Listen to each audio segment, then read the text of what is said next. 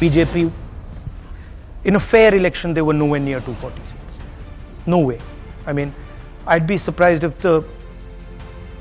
they had a financial, huge financial advantage. They had locked our bank accounts for one, but huge war chest. The election commission was doing what they wanted. I mean, the entire campaign was structured so Mr. Modi could, do his thing across the country.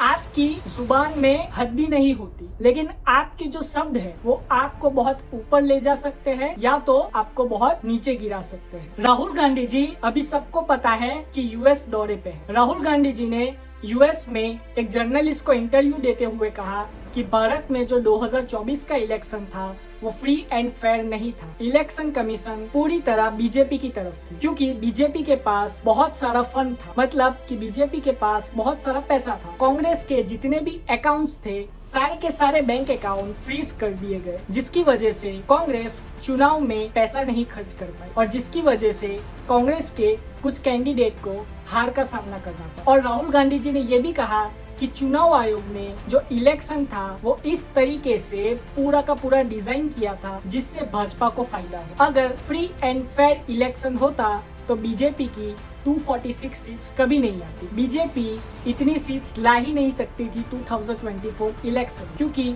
जो India की जनता थी वो BJP के against थी। राहुल गांधी जी ने ये भी कहा अगर फ्री एंड फेयर इलेक्शन होता तो इंडिया अलायंस की सरकार बनती, ना कि बीजेपी। फिर राहुल गांधी जी ने एक और कंट्रोवर्शियल बयान दिया, उसमें कहा कि हम चाहते हैं कि ऐसा देश बने जहाँ पे सिख पगड़ी पहन पाए और अपना कड़ा भी पहन पाए और सारे रिलीजियन के लोग जो चाहे वो पहन पाए। अब वहीं पे हरदीप सिंह पुरी जो कि बीजेपी के नेता है, उन्होंने कह दिया कि कौन कहता है कि सिख पगड़ी नहीं पहन सकता और कौन कहता है कि सिख कड़ा नहीं पहन सकता। देश के कौन से कोने में ऐसी पाबंदी लगाई गई है? तो यही चीज हरदीप सिंह पुरी ने कही कि सिख समाज को देखना चाहिए कि राहुल गांधी कैसे सिख समाज के अगेंस्ट बोल रहे। आगे ये भी कहा गया हरदीप सिंह पुरी के द्वारा कि 1984 में जो सिखों का नरसंहार हुआ था वो राहुल गांधी जी की दादी ने किया था, ना कि वो बीजेपी ने किया। और करीब 3000 से भी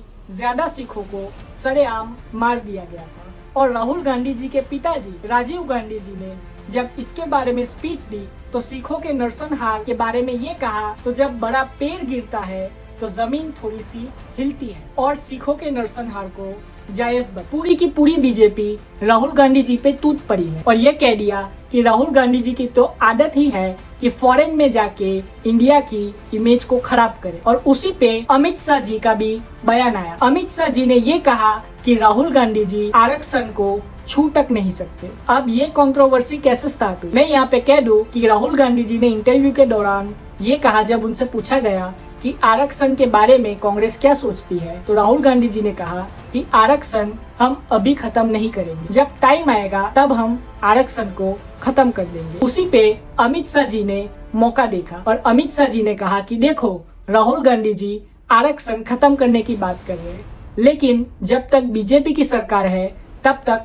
आरक्षण को कोई छू भी नहीं सकता। राहुल गांधी जी हमेशा से ही देश विरोधी बयान देते आए हैं, ऐसा अमित शाह जी ने कहा। राहुल गांधी जी ने आगे ये भी कहा कि दलित, ओबीसी, पिछड़ा वर्ग जो है, आप देख लो जितने भी बिलियनर्स है उसमें ये लोग क्यों नहीं है, इन लोग को भागीदारी क्यों नहीं मिलती। अगर आप इंडिया के सबसे रिचेस्ट आदमियों की लिस्ट निकालोगे तो उसमें शायद एक आध आपको दलित या ओबीसी मिल जाएगा, दूसरे सारे जो है वो ये दलित, पिछड़ा वर्ग और आदिवासी समुदाय से बिलोंग नहीं करते। तो ऐसा क्यों है कि दलित, पिछड़ा वर्ग और ओबीसी की जो भागीदारी है वो हमारे भारत में कम है? इसी का हम इलाज करेंगे और इसका इलाज सिर्फ आरक्षण नहीं है, दूसरे भी कई तरीके हैं। आप अपनी राय कमेंट में जरूर बताएं। जय हिंद।